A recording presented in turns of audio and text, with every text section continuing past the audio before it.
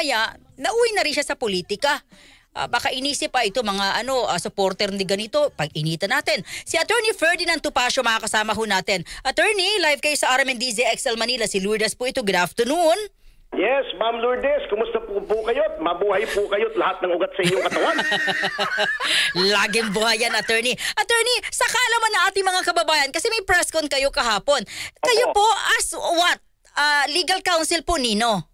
Wala po. Ang amin pong press con kahapon na kung mapapansin niyo po, ang suot kong t-shirt ay may seal ng Partido Demokratiko ng Pilipino ay upang ilahad po sa ating taong bayan ang aming niloloob ng partido tungkol po dito sa kontrobersya ngayon na tinatawag naming floodgate at upang manawagan sa Pangulo na kung talagang sincero siya na gusto niyang malaman ito, dapat pong maglikha ng isang independent commission na pinamumunuhan ni Mayor Benji Magalong na nagbo-volunteer at lagyan ng mga taong talagang wala ng vested interest, mga retiradong mga general ng pulis, retiradong mga maestrado, para magkaroon po tayo ng honest to goodness na inquiry dito.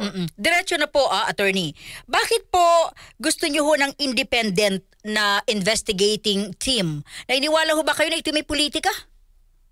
May politika po hindi natin maiiwas sapagkat nagmula na rin po sa Pangulo. Naglagay siya ng 15 na mga contractors na di umano'y yun ang pinakamaraming flood control. Ngunit sa 15 yun, isa o dalawa lamang ang kanyang pinupuntirya. Ba't hindi niya puntiryahin yung iba na may mga reports na hindi naman natin alam kung totoo o hindi, na may kaugnayan kay Speaker, kay Saldico o sa iba pang mga kontratistang mayroon pong kinalaman sa House leadership. O meron din naman pong alegasyon na meron din pong mga contractors na may link din sa mga miyembro ng Senado. Kaya po kailangan independent po ito. Bakit po PDP laban? Alam ho ito ng inyong mga ng mga kongresista, senador na under PDP laban, Attorney? Opo, ako po bilang deputy spokesman ng PDP po, I get my bearings from two persons. Ang aming vice chairman na siya ngayong acting chairman na si dating Secretary Alcusi at ang aking boss, yung talagang spokesman ng PDP na si Attorney Raul Lambino. Bilang isang major political party na meron po kaming 3 miyembro sa Senado as well as other members sa House, ay kami po ay para sa amin ay kailangang mag-contribute kami sa national debate. We have to make our positions known on various issues of national interest. At ito pong issue na ito ay napakalapit po sa puso ng mga PDP members sapagkat number 1 po sa aming plataforma, kung makikita nyo, ay ang anti-corruption and good governance. Pero napansin ho ng marami na andoon ho yung pangalan ni Ma'am Sara Diskaya na siya po ay nababanggit, particular yung kanyang kumpanya. Pero hindi po siya under PDP laban. Hindi po ba? Hindi po.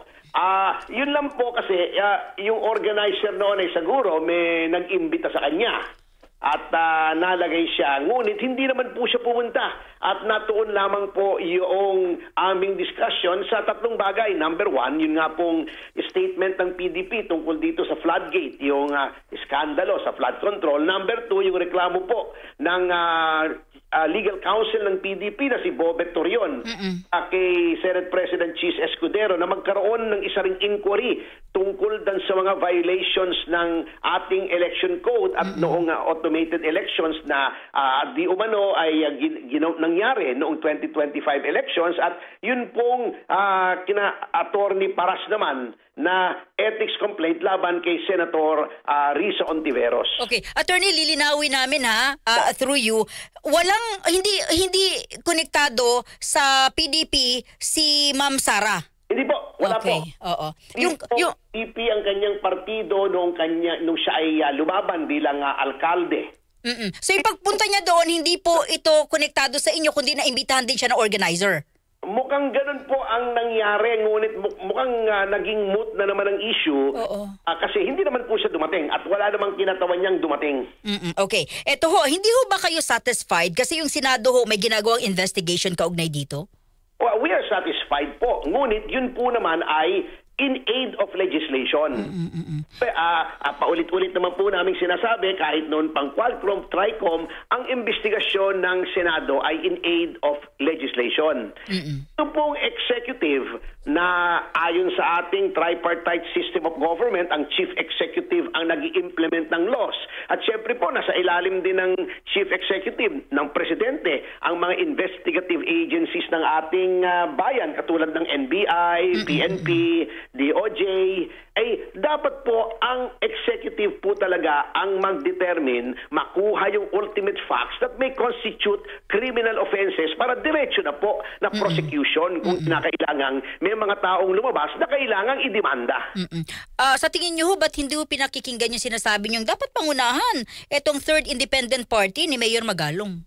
Yun nga po, kasi nag-offer na nga po si Mayor Magalong at ang track record naman po ni Mayor Magalong ay napakaganda. Siya po yung namuno ng Board of Inquiry ng PNP na yun po ang saliksik doon sa SAP-44, yung Mama Sapano Massacre. At lumabas nga roon, ang may kasalanan ay si Pangulong Aquino. Kaya nga po, nag-volunteer siya, he has possession of the facts, may mga nagsusumbong sa kanya, he's head of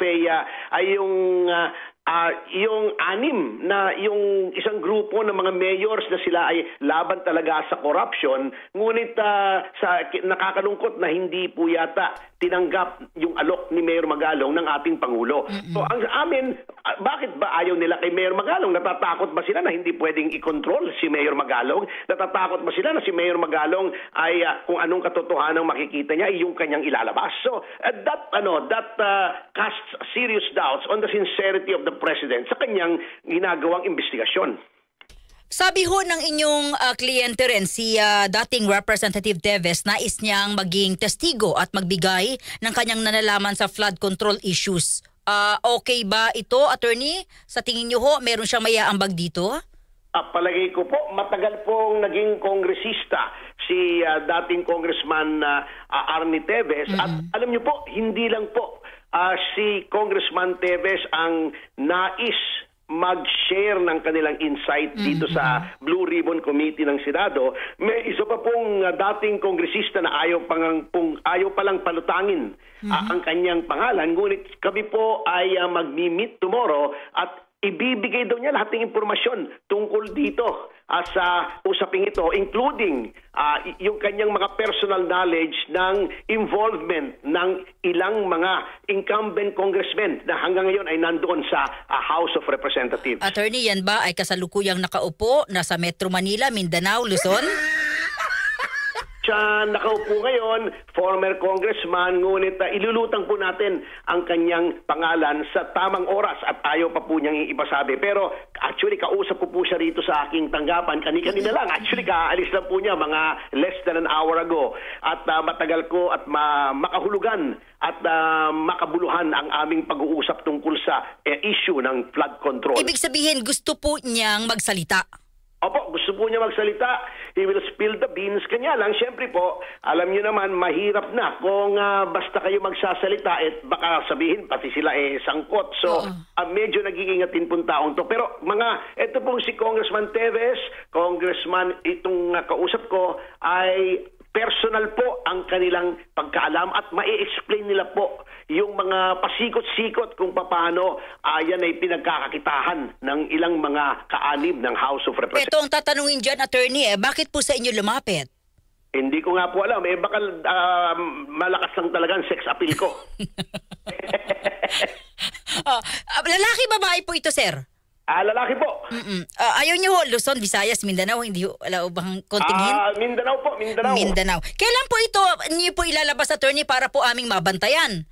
Hayaan niyo po, darating po ang tamang panahon at kayo pong isa sa mga unang-unang makakaalam. Oo. Si Teves po, pinapayagan niyo po ang kanyang kung pwede siyang magbigay ng statement.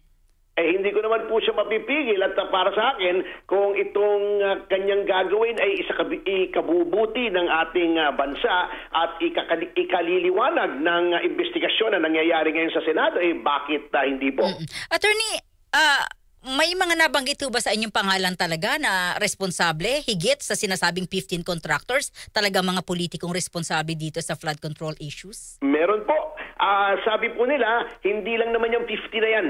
Marami pa yan at bakit nga daw ang sinisingle out yung ilan na hindi makapagtuturo dun sa mga present or former na mga congressmen. Marami dyan sa sinabi ni Pangulong Marcos dun sa kanyang 15, sa listahan na may 15, plus may iba pa na talagang may link doon sa mga kongresista. At ang ikinatataka pa po nila, sabi nila sa akin, bakit walang involvement ang DPWH? Yun ang nasa ilalim directly ng Pangulo. Hindi naman po mangyayari lahat yan kung kontraktor lang. Walang kontraktor na gagawa niyan kung hindi talagang may konting komplikasyon yan with respect to DPWH and with respect to some public officials. Sabi ho kanina lumalabas yung district engineer daw po ang may pinakamalakring kamay. Totoo po yun at alam niyo naman po, although, kasi may mga nagsasabi, resibo. Opo. Napakahirap pong humanap ng resibo kasi hindi naman po legal yan eh. Ano nga yan eh, clandestine nga yan eh, graft and corruption nga yan. Meron ba namang aamin dyan? Ngunit, ano ba niyo po, sabi ko nga kahapon, wag na tayo maglokohan. Alam naman natin na ang pumipili ng district engineer, choice yan ng district congressman. Diretso na to, attorney ha. Sa tingin niyo, wala namang kinalaman si yung House Speaker? Ano po yun? O wala naman hong maikakabit sa House Speaker? Maaari po. Malalaman po natin at natahi-tahi pa po natin yan. Ang akin lang po, kung talagang sincere si Pangulong Marcos, bakit walang district engineer na nasususpinde? Bakit hindi? Bakit sinasabing he still enjoys the trust and confidence nung kanyang DPWH secretary? Napakalaki po nitong ganitong anomalya para hindi naman malaman nung sekretary. Ano ba naman po tayo pambihira naman, oo. Attorney, maraming salamat sa inyong oras at nakaantabay kami rito sa inyong ipakikilalang isa na naman pong makapaghahayag ng sinasabi niyong katotohanan dito sa flood control issues na to. Thank you, attorney. Mabuhay po kayo. Maraming salamat po. Thank you very much and God bless. DZXL